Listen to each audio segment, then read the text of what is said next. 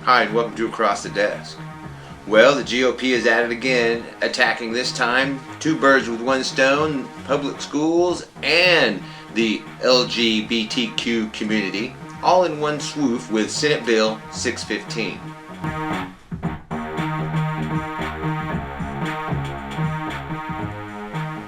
So we have this Senate Bill 615, and this is a sexual education bill, and really how it pertains to how it will be taught in schools and how really lesbian, gay, and transgender issues and themes will be taught in schools. This is this part of the GOP continuation of the culture war that they've been on that really riles up their base, and they know it.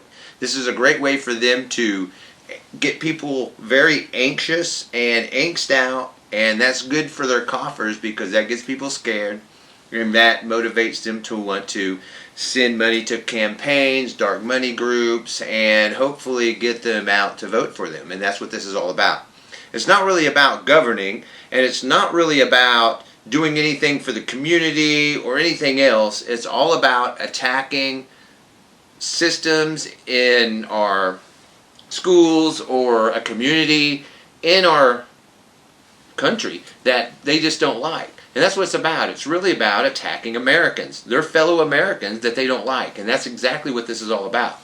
So we have this bill, Senate Bill 615, and it has a lot of players on there that we know. Bergstrom, Jett, and Danny Williams, I believe, and he's a guy in the House. Oh, and he said some stuff, and it was just the way they're presenting this. So really, what this bill does, it does a lot more than just say how they can teach about gays and lesbians and transgender people or issues or anything else in public education. It goes on a bit further, and this is something you might have heard of where they added counselors in. Yeah, they added counselors into this. So one of the things is, well, one, it all ties in kind of like this. They can teach, a district can teach sexual education. That's age appropriate or whatever that needs to be done. They can still do that. And a parent can, or even a child, they can,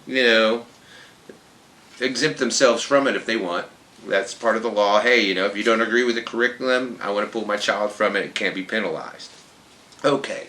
If a parent wants to do that, that's fine. If they say, hey man, we're going to handle all this ourselves, we don't want the school district to do it, well then okay.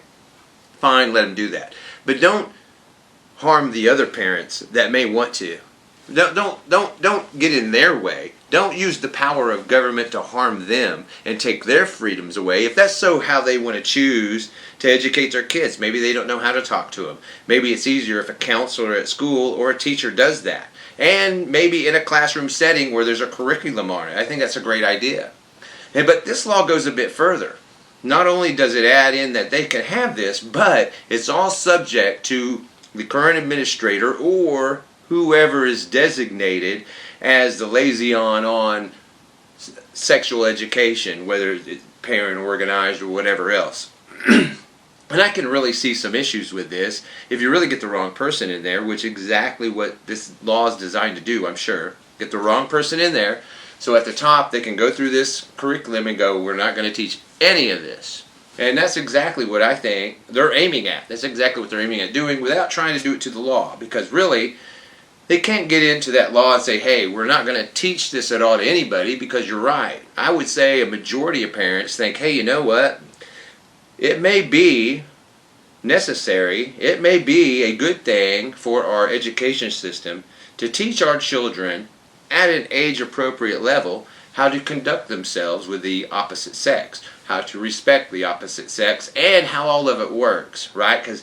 Because about between the age of 11 and 14, women are really going to need to know, young women, how all that stuff works, because their menstruation cycles will be starting and everything else. But this goes a step further in this law. They talk a lot about lesbians, transgender people, and everything else in this new law that they're going to pass. Now, this is crazy because this is a Senate bill. It's already passed the Senate. It's already gone through the House, passed the House, going back to the Senate. So now it's all been engrossed, and now it's getting ready to head to the governor's desk after one more stop in the Senate to be signed into law, and I imagine this will be signed into law. And some things from one of the authors, very striking to me, when he said, hey, this is about protecting our family values. Really what it is about projecting their family values onto everybody else. And that's exactly what this is. Hey, we're going to instill these values in our state, and whether you want it or not, whether you want it for your kid or not, whether you would like to have the school system teach your kids something about sex education or transgender, gay issues or anything like that, they don't even want you to have that option either, because it goes against their values, or so-called values that they have. That's exactly what conservatives are doing with this bill. Like Jet, this guy's everywhere. When it comes to big government conservatism and taking the power of government to harm those they don't like, Jet's a big one. He loves going after people like the gay and lesbian and transgender community. That's what this bill all does. And at the end, they talk about, hey, sexual orientation, not just sexual orientation. They label it as, being gay or attracted to the opposite sex. And then they talk about transgender as being also gender dysphoria. It's the same thing. Though, let's not get this wrong. There really is a clinical thing called gender dysphoria. Though there really is.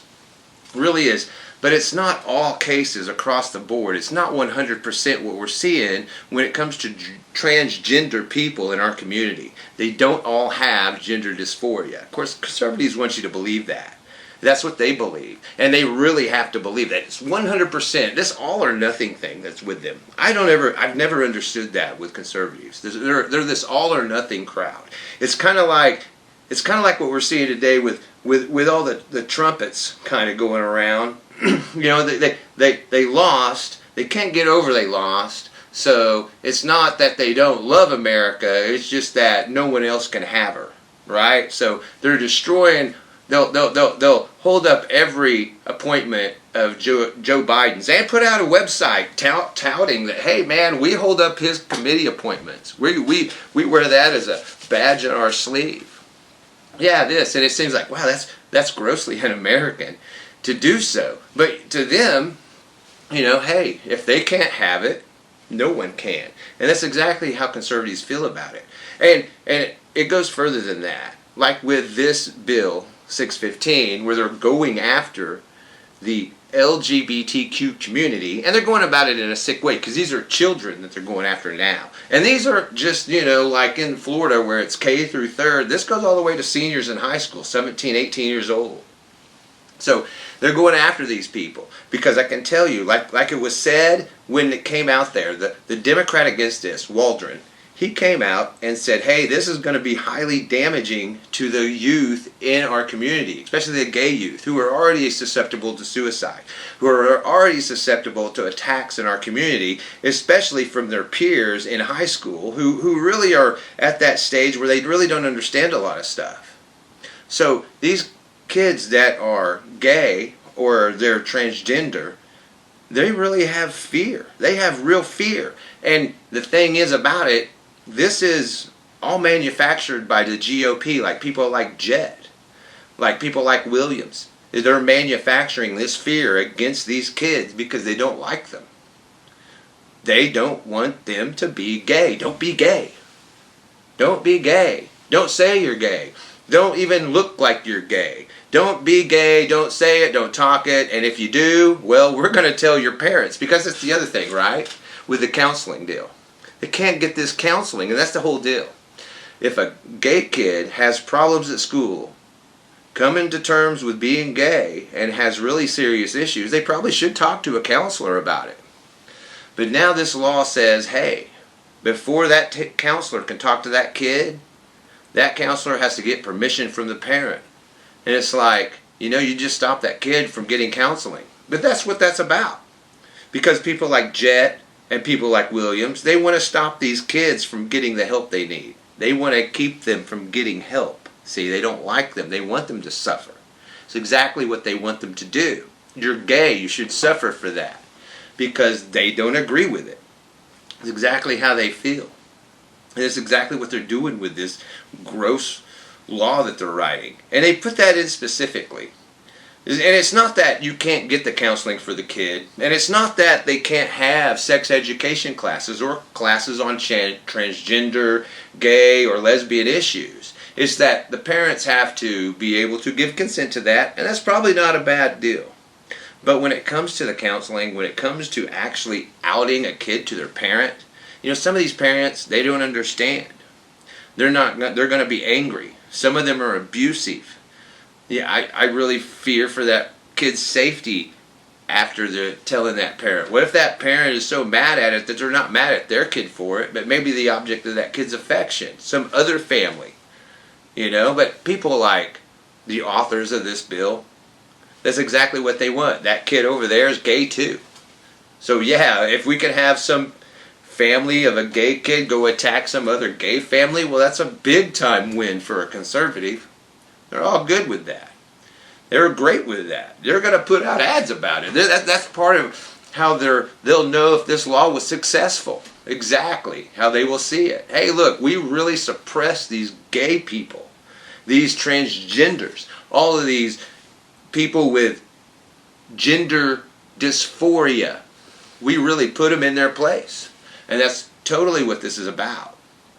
That, and they see it as a big time, hey, look, I can go campaign with this, raise some money, I can get votes. Because see, what they're really doing is trying to scare people about these other people that are American citizens, Oklahoma citizens, that they don't like.